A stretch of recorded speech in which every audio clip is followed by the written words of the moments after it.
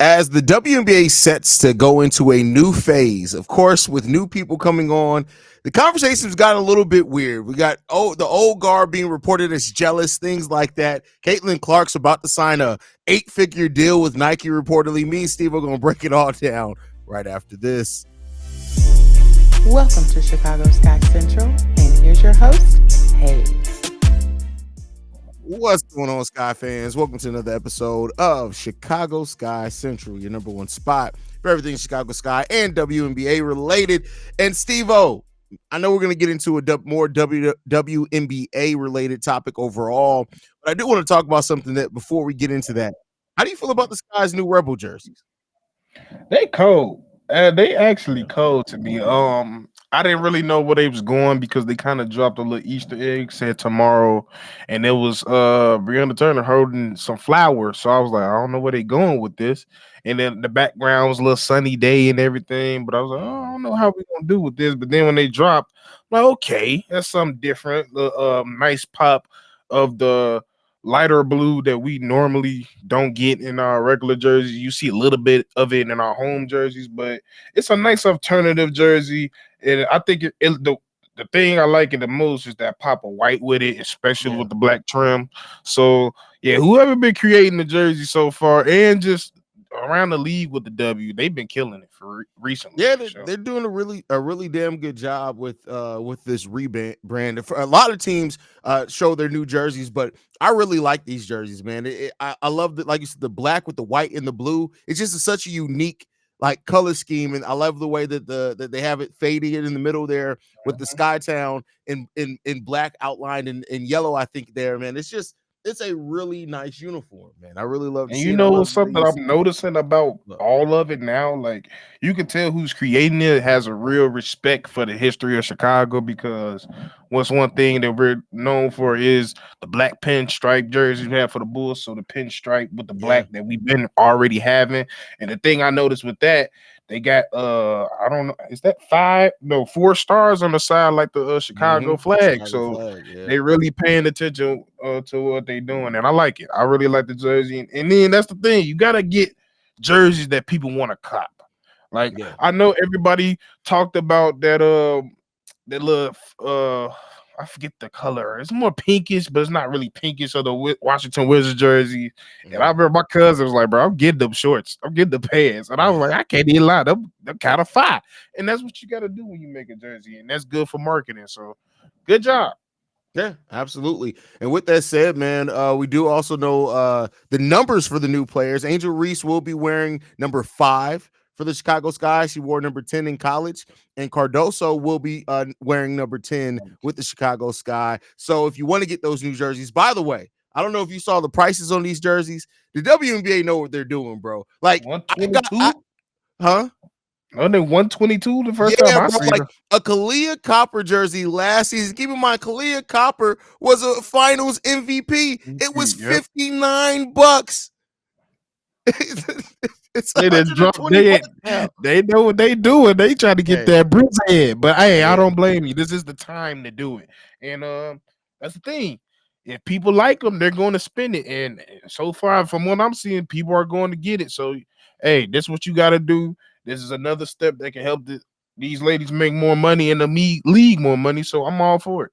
Yeah, I mean, ultimately, you're right. That's what it's about. It's about putting the league in a position to make more money. And I can't knock them for wanting to be in a position to make this more profitable. There are so many new eyes on the WNBA with what this draft class that came in here. And I mean, there's so much attention around women's sports, women's basketball in general, and it's the time to strike. And so, shout out to the WNBA. I'm sure I'm sure, listen, I would not be surprised if they've already sold probably more Angel Reese jerseys than what they sold all of last season of any player on the Chicago. So I just wouldn't be surprised if this happened already. Between her and Cardoso, like they good. Like they know exactly what they doing, and it is what it is, and it's what we expected. So just keep it up, keep coming with new fresh ideas, and keep pushing it. Yeah. All right. The last update that we got that's on the Sky. This is something that I didn't realize that they hadn't officially announced it. There was some talk about it before. You had brought up to me that they finally officially announced it. and that's Ty Young being the assistant coach on the Chicago Sky. What do you think Ty is going to bring to this team as an assistant coach?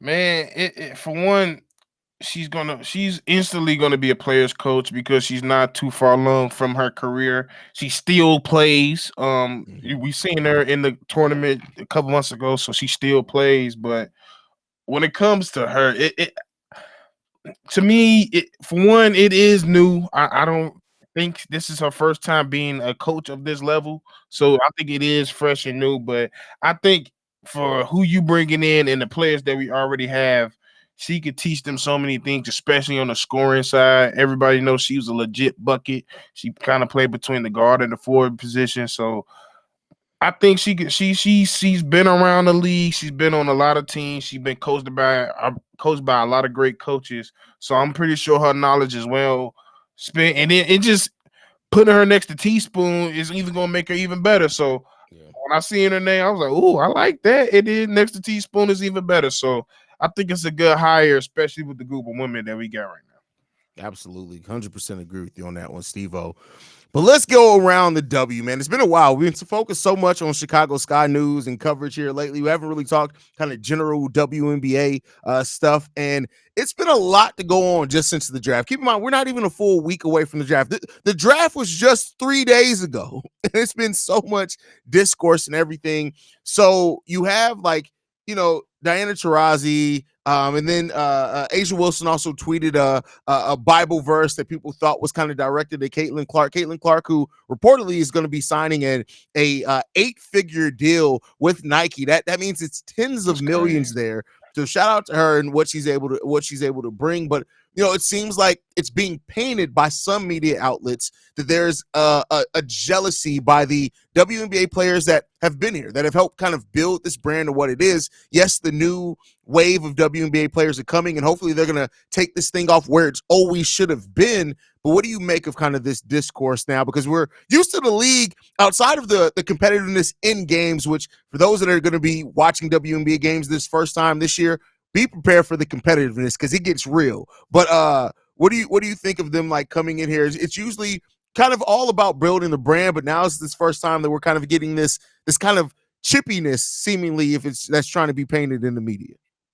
Yeah, because I think for one thing, I think the difference between the NBA and the W is there's been for a storyline per se, there's been a couple new Mikes, new greats, possible the new greats, possible the new Mike, possibly the new LeBron James.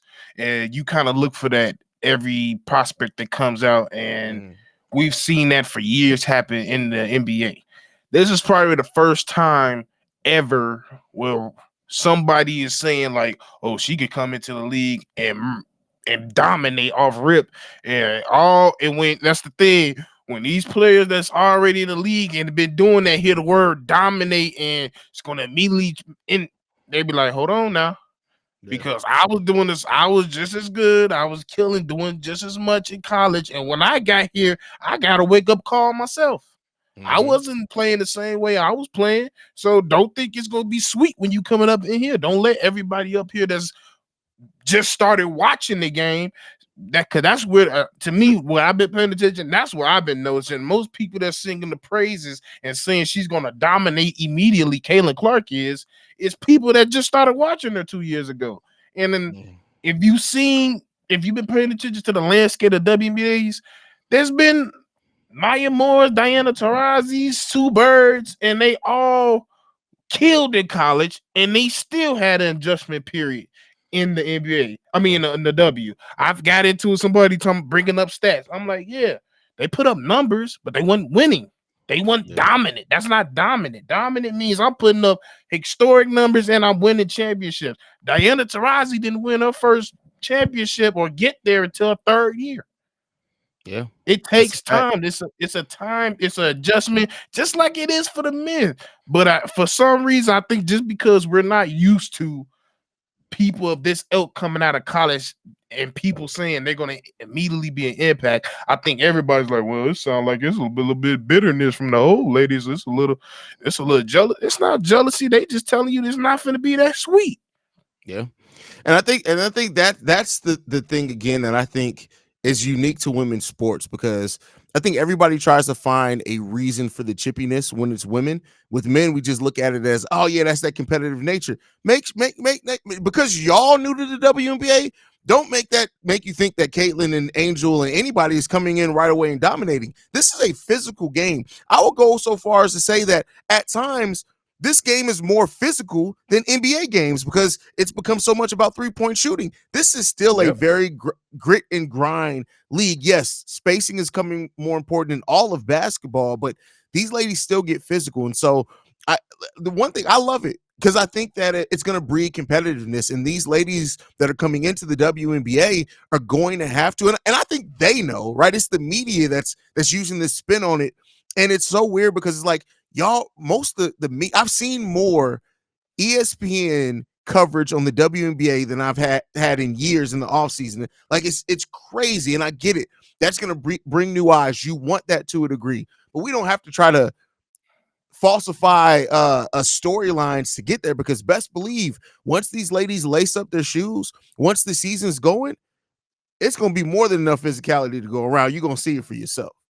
Yeah, and from that, the college game as well. It's way more. And I'm not even gonna say it. I'm gonna say it. It's way more physical than a man because they're actually running sets. They're actually running plays. They actually have a post-present game that's not just 30% of the game now. So they're going to bang down low. They're going to set physical screens. They're going to bump each other. They're going to do stuff. They still have it in the NBA. You see it every now and then, but they still have it in the W. When a rookie come in, you get in that elbow and see if you're gonna get up. That's something we used to. But yeah, that's the thing. That's a key thing when it comes to women. I'm sick of this separation when it's an athlete. They're athletes. Yeah. I don't look at them no different than the men when it comes to athletes. If they get each other fair, I'm be like, that's unladylike. Ain't nobody trying to hear no ladylike shit when they in between the ropes, when they out there on the court.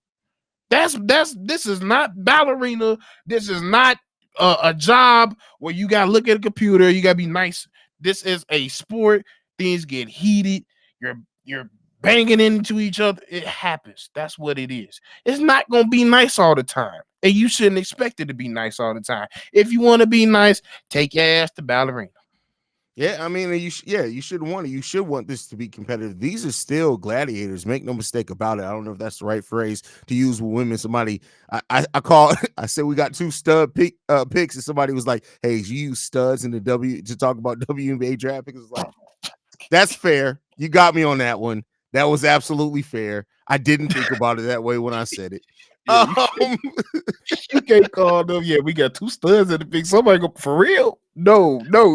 That's not what we mean, sir. That's not what I meant at all. But yeah, man. But like I said, I love it. I love it because I do think that we're gonna see something that I don't think we've ever seen it at the level that we're gonna see it at, because there is so much talent coming in. Like this is for example when it was like Jordan coming up against the Pistons, right? And Bird and Magic still being in the league, right? Like so, it's gonna be a nice like measuring stick, and these ladies are going to get thrown to the fire right away. Like Caitlin Carr is expected to perform. Now she gets the same level and time to adjust like every rookie does, but like and make no mistake about it, she's a competitor. She knows what's ahead of her. She's been watching these ladies play. She probably looks up to most of these ladies. So it's gonna be fun to watch, man. It's definitely gonna be fun to watch. Yeah, that's why that's why I think people need to understand. If you're new to this sport, one thing you gotta understand, it's a sport. People are competitive, and like I said in the live stream, if y'all got mothers, y'all got sisters. They are some of the most competitive beings I've ever seen in my life. Yeah. They'll fight you over anything. So what makes you think they're not gonna do it over here? And that's what you should want. That's one of the main reasons I started watching the Angel. She was talking shit in Maryland. Yeah. She was talking shit in high school. I was like, "Ooh, who this little Kevin Garnett looking? Like, who is that?" That's what's intriguing. Like, yeah, everybody got a nice person, and you can gravitate to that person. That's why everybody else. That's why God gave everybody a different personality. At the end of the day, don't be trying to demonize other people and bring lift somebody up to tear somebody else down. There's too much of that I've been seeing with this whole situation, and Yeah. it needs to stop. Yeah. One of the conversations though that's been happening before we go, last one, that's been happening, and I love that it's been happening, is that now that Caitlin Clark's first contract numbers were released, Angel, everybody's basically, and people have been legitimately shocked to find out how little these women are paid in the WNBA. This is something me and you have been talking about. Basically, I know I've been talking about it since I started the show, but it's good that that's getting now some national coverage, because it's like, listen, there are literally people that are going to be sitting at home that make more in the first year than what Angel Reese and Caitlin Clark are going to make for the WNBA contracts. The NIL monies that they're still getting, that's different. But I love that level of awareness is there, because I get it. The game has to grow to get there. Make no mistake about it. I'm in no way saying, I'm not even saying that they should be paid exactly what the men get in the NBA level. But I am saying that I'm glad that the awareness is on there, because that means that now people are paying attention to the WNBA, and that's how you can grow. Me and Steve started this off talking about the new jerseys and the price of the new jerseys. Ticket prices have gone up, right? And sellouts are already rising as well. Those are the things that are naturally going to organically grow the WNBA, which then are going to get these women paid the salaries that they more so deserve. Steve, what do you think about the kind of the conversation happening around contracts in the WNBA? I mean, I think it's like two things of it. It's people that's like genuinely questioning why is that the issue because they don't know. And I have no problem from telling people that what it is, and the most reasonable people can see why. But and then it's just that other side that just don't understand it, or just want to make a video on it and be like, they need to make more, and don't understand the money behind stuff. Even though I will even say, before you make a video, do your homework, because before that even dropped, I think like you and me know, we knew Camilla, Angel, everybody that was a top 9 pick coming in was not going to be hurting for any money because of their NIL deals and the deals they're just going to be naturally bringing over since college. So I wasn't too much worried about that, but I knew once it dropped, I said, oh Lord, all these people that don't know is going to do the most. But I'm glad it's bringing it up, because now we can tell y'all what y'all need to do. Go to the games, buy the jerseys, support them on social media, share, like, post, subscribe to all these NBA things, WNBA things. That's what you have to do. Yeah, we want to see these videos on TikTok, but we don't want to keep saying, oh, why is this? Fix it. You have the power to fix it. If you go to these games, which I've been to WNBA games, and I'm gonna be honest, it's more me's, it's more men. It needs to be more women there. You need to support y'all sisters out here. That's if y'all come in, I promise you, I guarantee you, if y'all come to the games, oh, they'll get paid just like the men. I promise you, you can book it. And that's why I'm glad it's becoming more popular. They're making it more attractive to all walks of life. And now even people overseas are starting to pay attention, which is the next level. So that's the thing. I'm glad that we're getting talked about it, but now it's about action. We've been talking about it for way too long. You start about action. We already got a game we going to. I'm looking for other tickets to go to. I'm going to some games. I'm buying some merch, and that's the start of it. If you want to help these girls so they can stop going overseas, this is the start of it. Yeah. Buy their shoes. Hey, listen, I'm telling you, I'm waiting to see what the Caitlin Clark shoes are going to look like, because I may have to cop some. But definitely, like, whether you're a Sky fan, a Fever fan, whatever, cop merch, support the W. Like, it's been something like, this is probably the most merch I've seen, WNBA merch, in a while that's come out at one time. Like, and keep in mind, I have 5 Chicago Sky shirts. At the time that I had those 5, those are the only 5 available. I had every shirt that they had available. So like, it's a great thing to see, and that we're going to get to be at the forefront of watching the WNBA truly hit that next level, right? They've been around for 30 years at this point, damn near. And at that time, it's all been kind of, it's grown over that time. I don't want to act like the game hasn't grown. It's absolutely grown. But now it seems like it's ready to kind of be ready for prime time, because you got the personalities, you got the talent throughout the league, you got an expansion team coming, and you got the eyes of the people. Everybody's watching to see what the WNBA is going to do with this newfound star power that they have here.